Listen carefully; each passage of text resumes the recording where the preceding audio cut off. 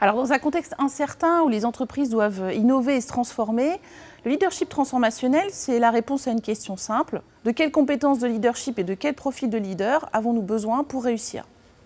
Alors, plus simplement, je définis souvent le leadership transformationnel comme une transformation à 3 niveaux. Celle du leader, celle des followers et celle de l'entreprise. Parce qu'une erreur habituelle, c'est de croire qu'il faut d'abord déterminer ce qu'on souhaite changer dans une organisation, puis ensuite convaincre les équipes de changer, et enfin, éventuellement, un jour, se questionner sur ce que ce changement a signifié pour soi à titre de leader. En réalité, si vous pensez aux grands leaders transformationnels, comme Gandhi par exemple, ce sont des leaders qui ont d'abord opéré une transformation personnelle avant de convaincre ceux qui les entouraient de mener eux aussi cette transformation. Et alors, autour d'eux, les choses ont changé naturellement parce que les perceptions et les comportements nouveaux étaient déjà ancrés. Et c'est pourquoi aussi le charisme et l'exemplarité personnelle du leader sont à la fois au point de départ et au cœur du leadership transformationnel. Alors à ce charisme s'ajoutent 3 qualités déterminantes dont on sait qu'il porte le leadership de transformation. D'abord, savoir bâtir une vision inspirante et la communiquer avec force de valeur et d'émotions positives. Ensuite, considérer et respecter ceux qui vous suivent, identifier et révéler leurs forces singulières pour leur donner une perspective de développement. Et enfin, être capable de battre en brèche les conformismes et de permettre à chacun de penser différemment sans craindre le jugement ou la censure.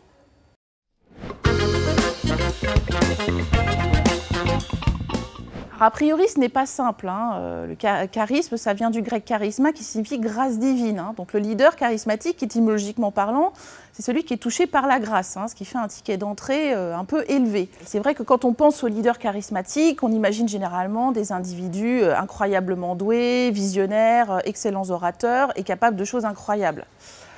Alors plus proche de nous, le sociologue allemand Max Weber nous a offert 2 leçons, je crois, importantes sur le charisme.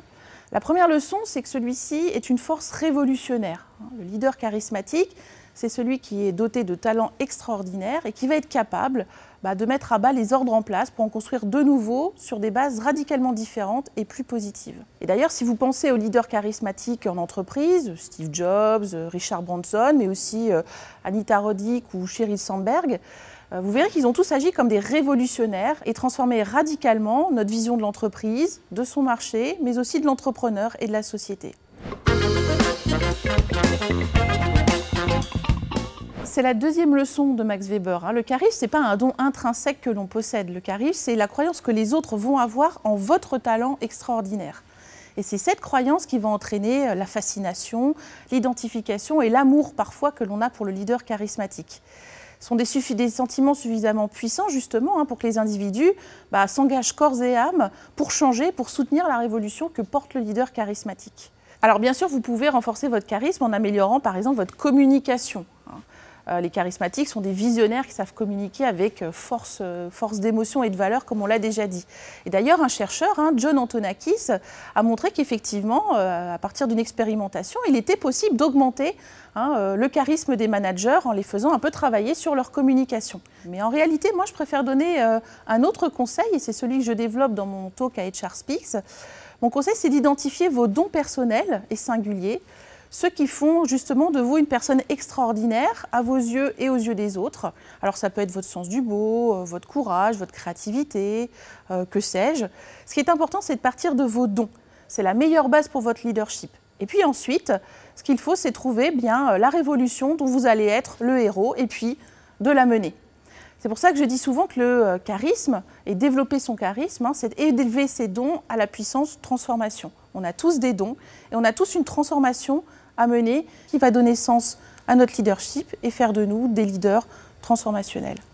Laissez-moi plutôt vous donner 2 conseils qui ne sont pas les miens, mais qui sont inspirés de mon vieux savant allemand. La première, c'est souvenez-vous que le charisme, c'est une croyance dans vos qualités extraordinaires. Ça veut dire quoi? Ça veut dire que, vous savez, quand quelqu'un dit « cette personne a du charisme », elle rayonne, il y a quelque chose à l'intérieur d'elle qui lui donne une sorte d'aura. En fait, qu'est-ce qui se passe?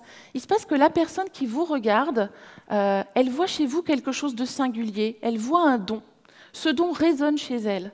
Et si ce don résonne chez elle, si elle s'identifie, c'est probablement parce que ce don, il a d'abord résonné chez vous et qui vous donne cette présence, parce que vous avez su le cultiver? Alors moi, j'ai envie de dire, la première chose pour développer votre charisme et pour éveiller cette croyance, eh bien, ma foi, c'est de rendre visibles vos dons. Et juste ces dons-là, beaucoup plus que des techniques. Donc la première question à vous poser, c'est quels sont vos dons et qu'en avez-vous fait? Quand les utilisez-vous au travail? Quand les cultivez-vous? Quand décidez-vous consciemment d'emmener les autres, de faire preuve de leadership en vous appuyant sur le meilleur de vous-même, sur ces dons-là, et en vous mettant dans ce que les chercheurs appellent le flow, c'est-à-dire ces moments, vous savez, où on est parfaitement aligné, où personne ne peut nous résister parce qu'on est en train de faire ce pourquoi on est fait, ce pourquoi on n'a pas des compétences, mais vraiment des dons et une passion très forte. Et ça, vous le savez, c'est ce qui va vous donner un leadership incroyable pour entraîner les autres. C'est aussi ça qui va vous permettre de vous développer. Donc, qu'avez-vous fait de vos dons? Et puis, deuxième question, souvenez-vous, Max Weber disait « le charisme, c'est une révolution ». Posez-vous la question, mais au fait, moi, de quelle révolution suis-je le héros? De quelle transformation suis-je l'acteur? Au service de quelle belle aventure suis-je en train de mettre mes dons personnels? C'est peut-être la deuxième question à vous poser pour développer votre charisme.